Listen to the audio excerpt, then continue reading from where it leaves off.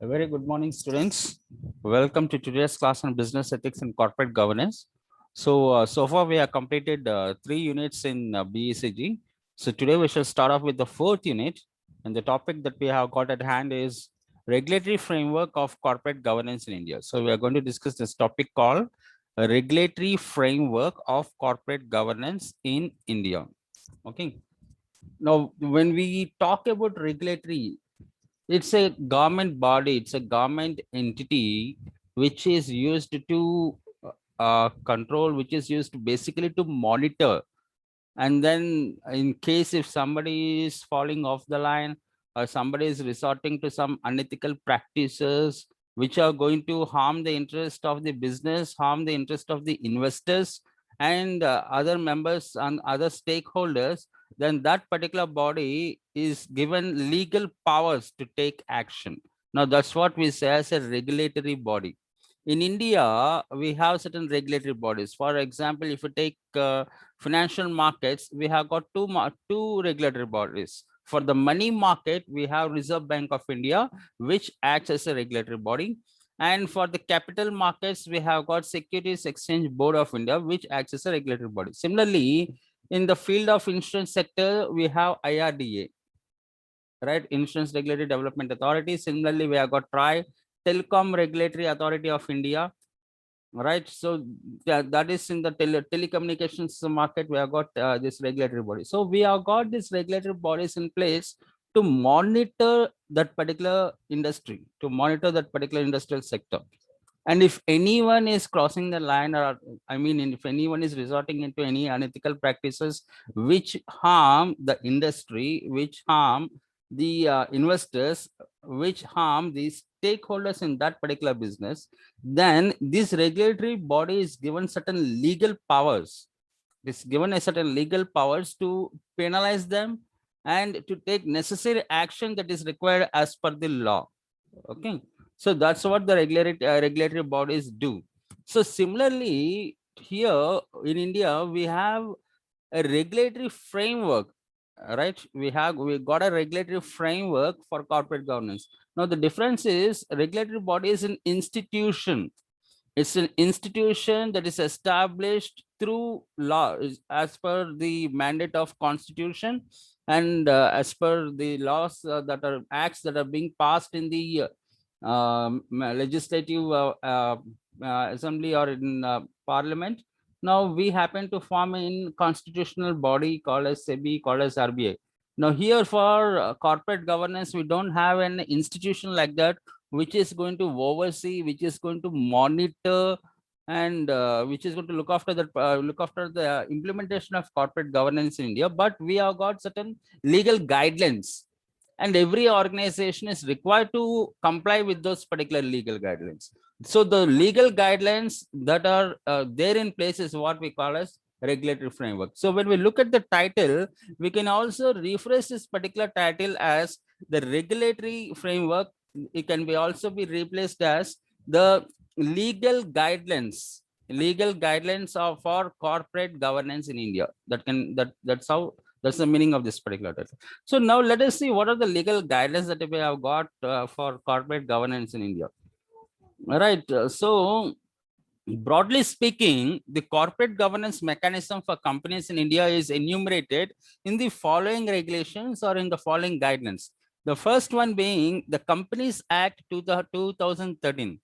Right now, Companies Act has been amended very recently in the year 2013. So as per the amendments to the 1956 Companies Act, it says it contains provisions relating to board constitution, board meeting, board processes. Similarly, we have got certain provisions regarding independent directors, general meetings, audit committees, and third-party related transactions, disclosure requirements in financial statements. So on all these particular areas, there have been certain provisions that are provided in the amended Companies Act 2013. The next is SEBI, Securities and Exchange Board of India.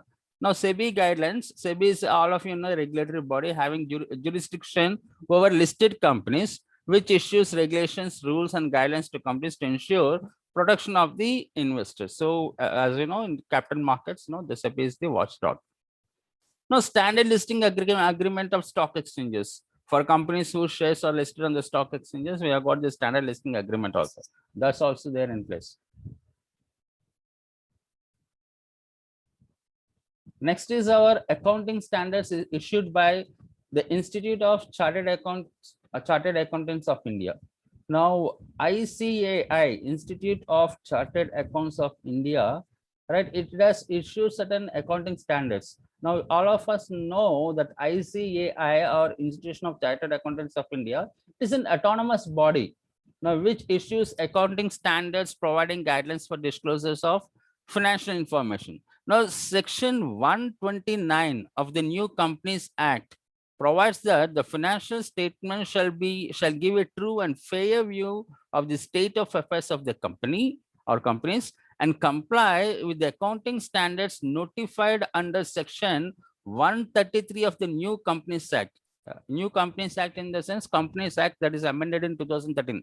So as per the Companies Act 2013, we have Section 133 where the accounting standards have been clearly mentioned. So as per those accounting standards, now our companies need to follow. So all the organizations, companies, especially the listed companies, they need to comply with the accounting standards that are notified under Section 133 of the New Companies Act. It is further provided that items contained in such financial statements shall be in accordance with the accounting standards. So they cannot frame their own accounting standards. Whatever are the accounting standards that are already available in Section 133 of the New Companies Act, that is Companies Act 2013, all the companies need to comply with them. So when they're preparing a financial statement, can be a balance sheet, profit and loss statement, funds flow, cash flow. Now, when they're preparing these particular financial statements and when they're making this information available to the public, the organization needs to ensure that this financial information is in compliance with the new accounting standards that are mentioned in Section 133 of the Companies Act 2013. Next, secretarial standards issued by the Institute of Companies Secretarial standards issued by the Institute of Company Secretaries of India. Now, ICSI, that is Institute of Company Secretaries of India, just like ICAI, it is also an autonomous body which issues secretarial standards in terms of the provisions of the New Companies Act, that is Companies Act 2013. So far, the ICSI has issued secretarial standard on meeting of the board of the directors and secretarial standards and general meetings. These secretarial standards have come into force with effect from July 1st, 2015. Now, Section 118 of the New Companies Act provides that every company shall observe secretarial standards specified as such by Institute of Company Secretaries of India with respect to general and board meetings. So, with respect to general and board meetings, ICSI, no, it has given certain secretarial standards on meetings of the board and on general meetings. So organizations need to comply with those particular secretarial standards. Next is the Companies Act 2013. The Government of India has notified Companies Act 2013, which replaces the erstwhile Companies Act 1956. The new act has greater emphasis on corporate governance through the board and the board processes. The new act covers corporate governance through its following provisions. So, amendment has been made to the past Companies Act 1956, and the new Companies Act has come into existence, come into force, Companies Act 2013. Now, this particular Companies Act has made a clear-cut provisions for corporate governance India. So, let us look at those provisions. Now, New Companies Act introduces significant changes to the composition of the board of directors. Every company is required to appoint one resident director on its board. Now, nominee directors shall no longer be treated as independent directors. No, that is not there. Now, listed companies and specified classes of public companies are required to appoint independent directors and women directors on their board. Now, every board should have 1/3 of its members are as women director, and in the worst case scenario, at least one woman director on the board. It's mandatory as per the new Companies Act 2013. Now, new Companies Act also for the first time codifies the duties of the board. What are the duties of the board, duties of the directors, that also it is mentioned. And nominee directors can no longer be treated as independent directors. And it has given a clear cut, guidance regarding the role of this board, right? And 1/3 of the members should be women directors. Okay. And there have been significant changes to the composition of the boards. All right. Similarly, listed companies and other public companies shall be required to appoint at least one woman director. It's already discussed.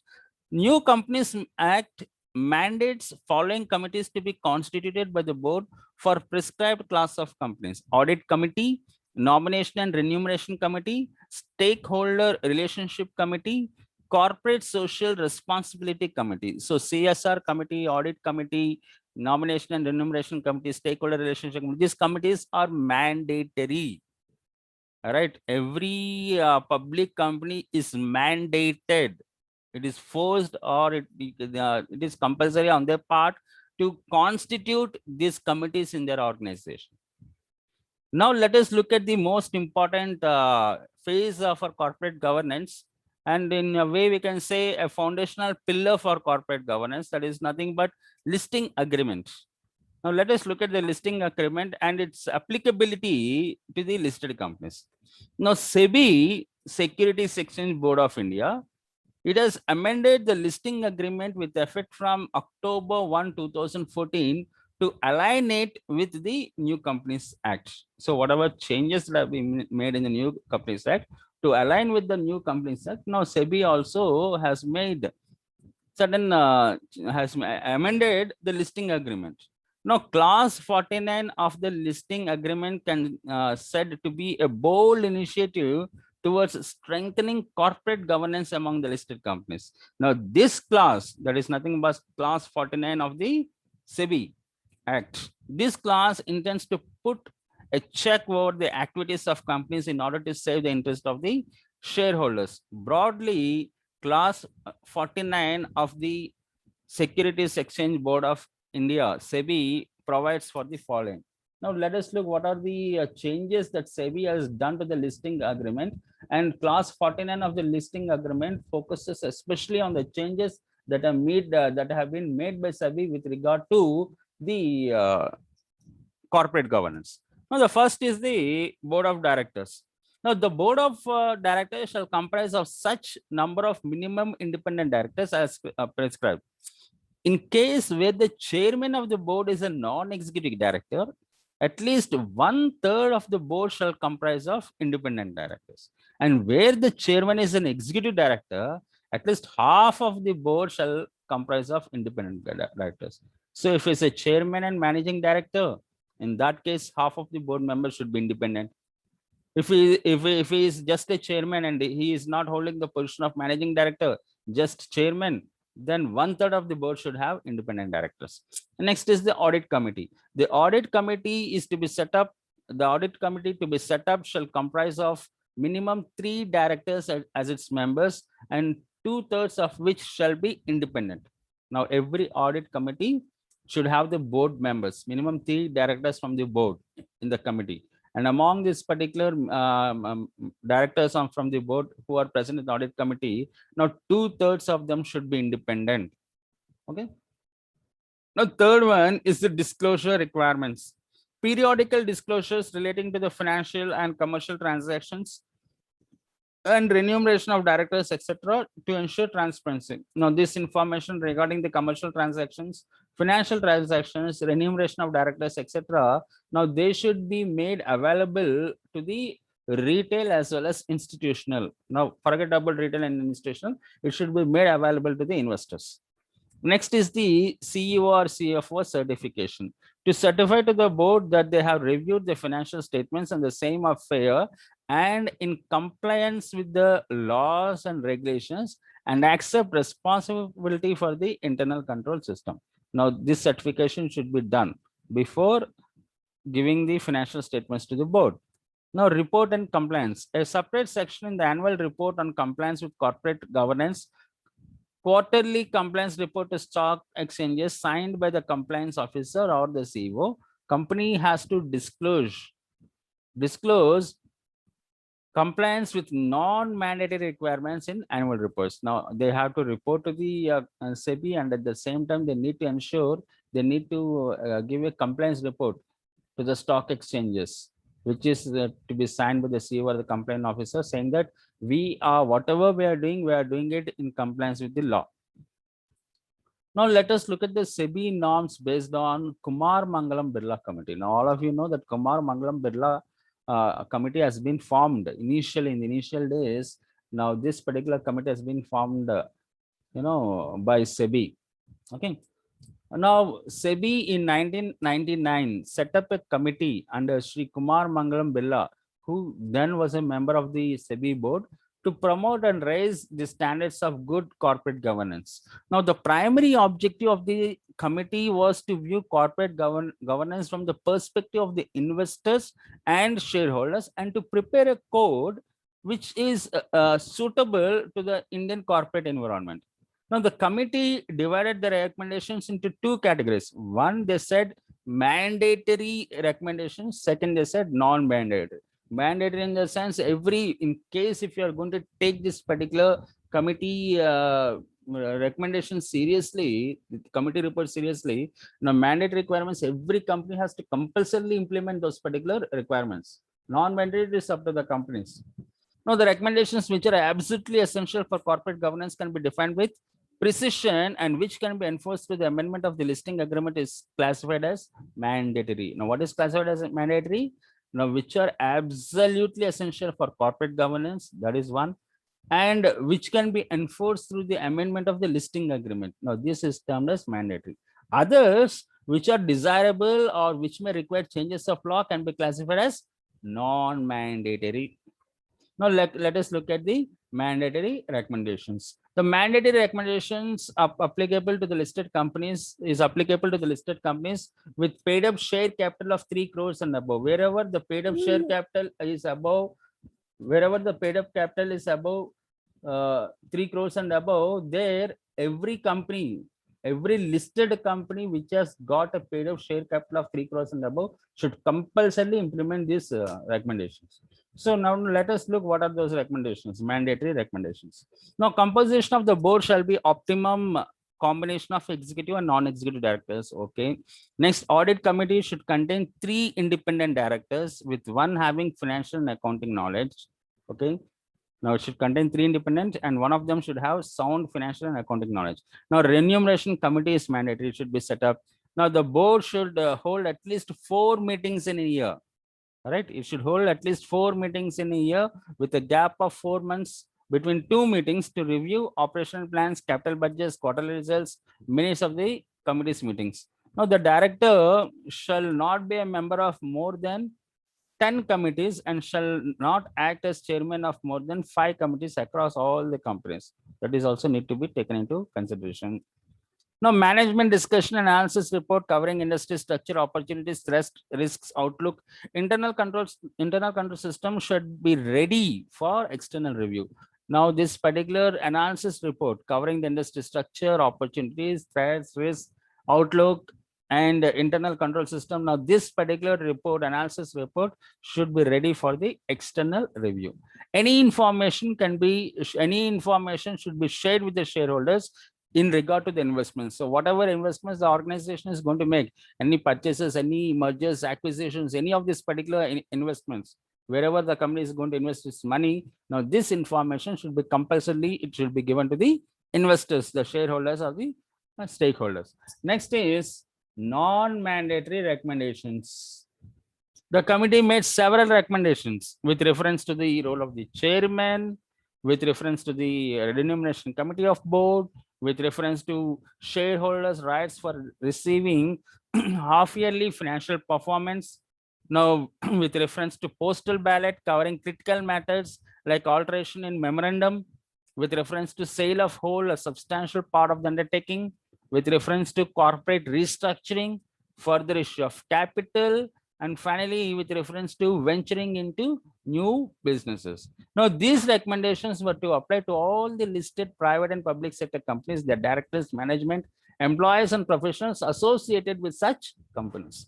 Now, the committee recognizes that compliance with the recommendation should involve restructuring the existing board of companies. It also recognizes that smaller ones will have difficulty in immediately complying with these conditions.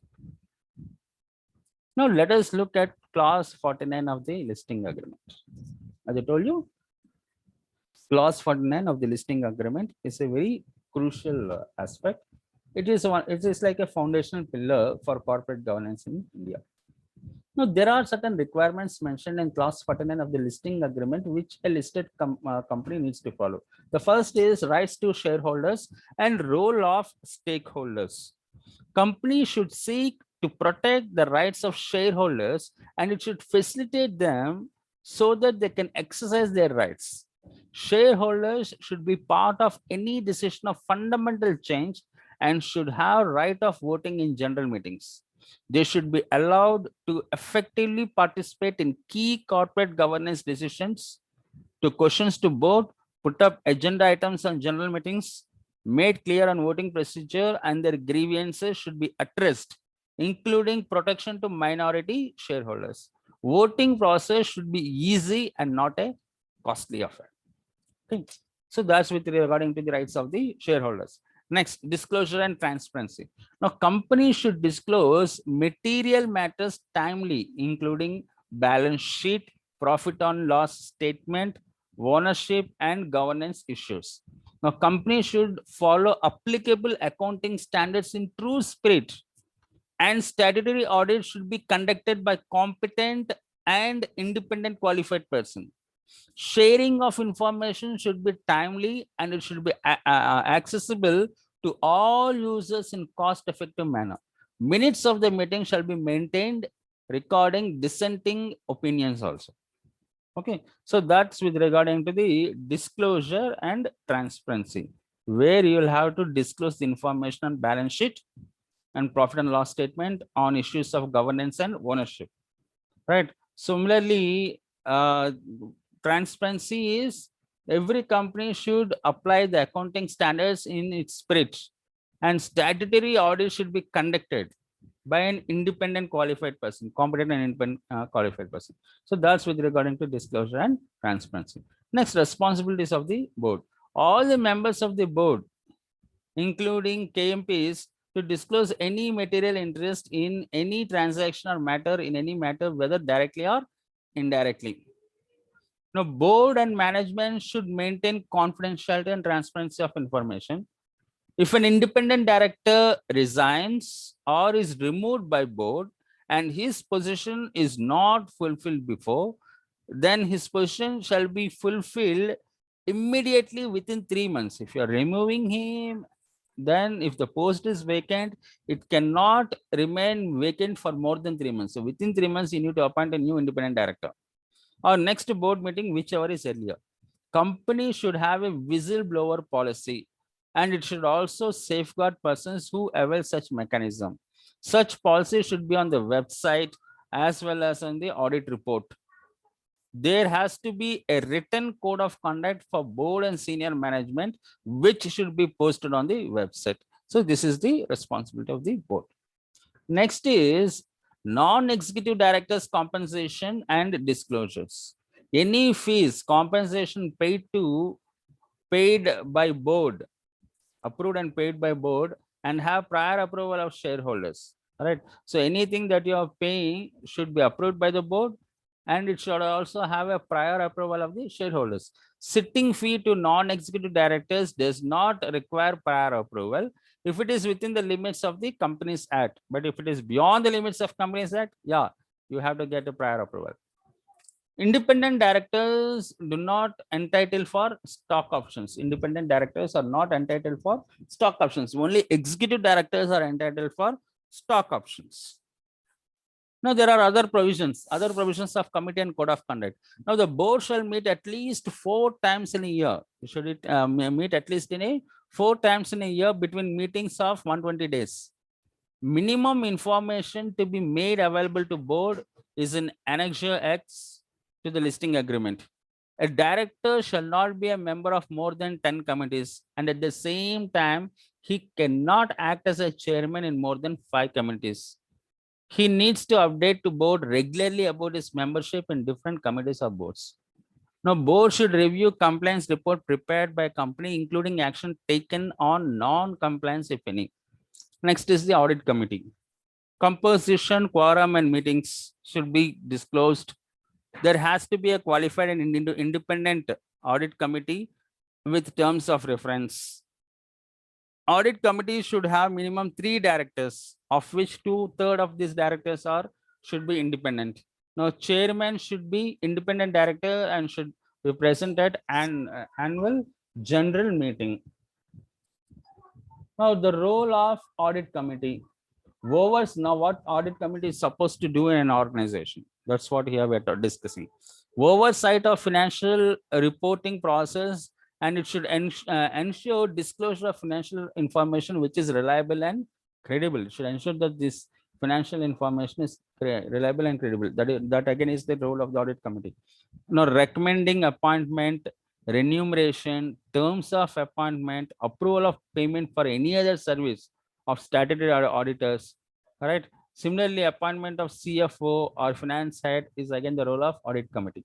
Now, audit committee must review the following. Audit committee must review management discussion analysis. It should review financial status and performance. It should also review the significant third-party agreements.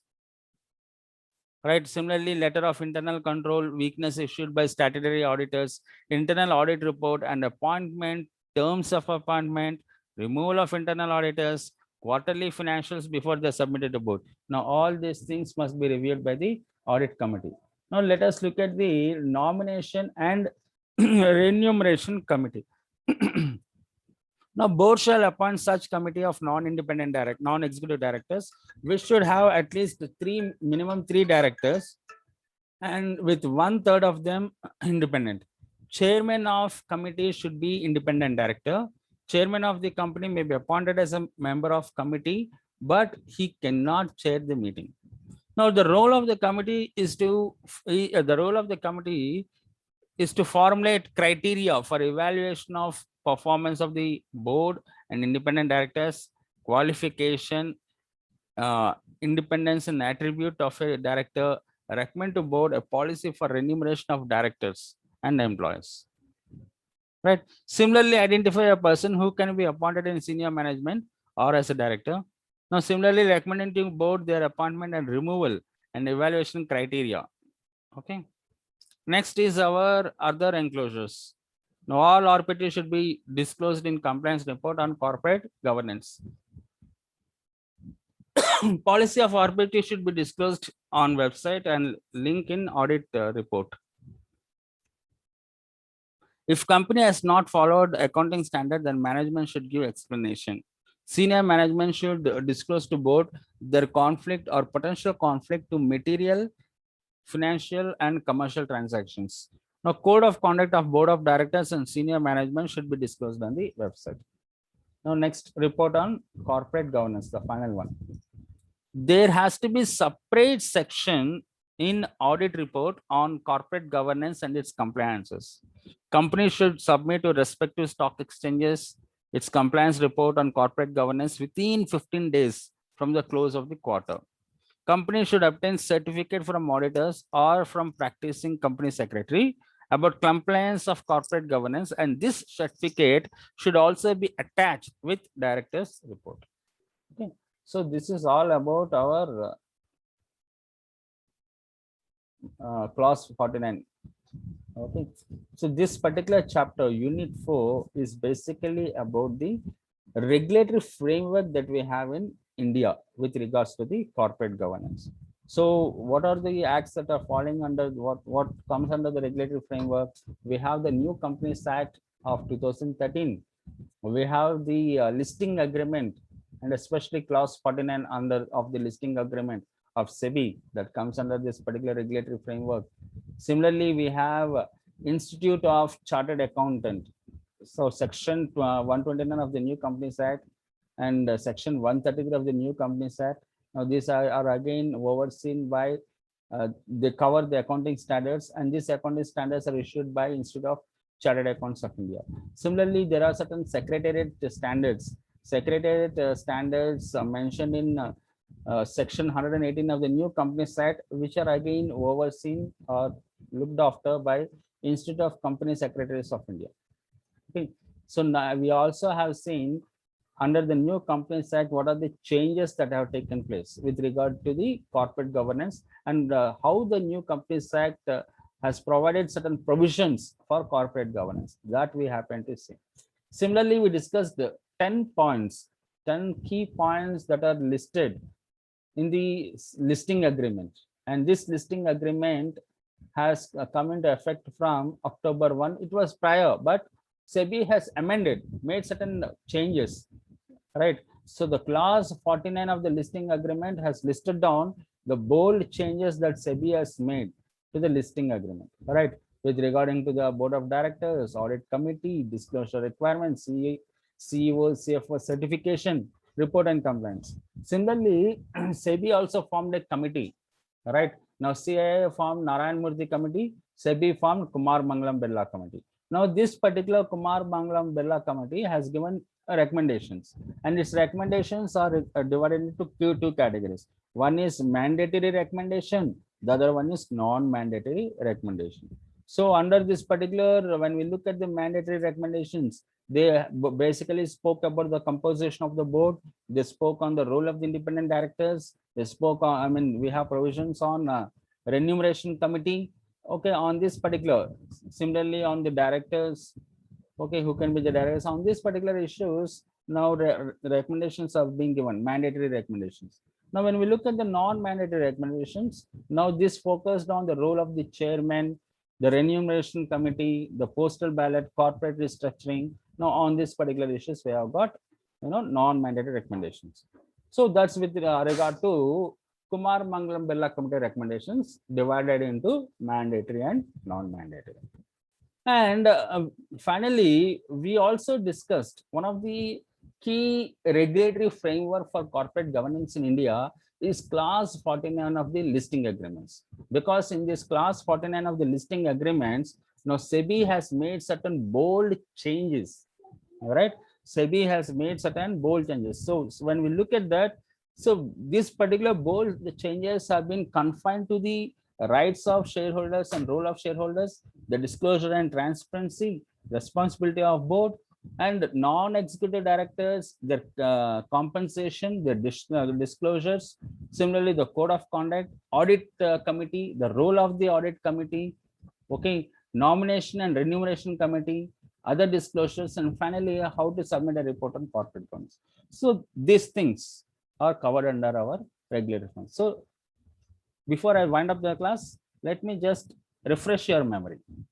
So the regulatory framework consists of basically New Companies Act 2013 has provided certain provisions, and some of these provisions are overseen by ICAI and some of them ICSAI, right? Company secretaries, body, institution, and institution of chartered accountants. They are going to look.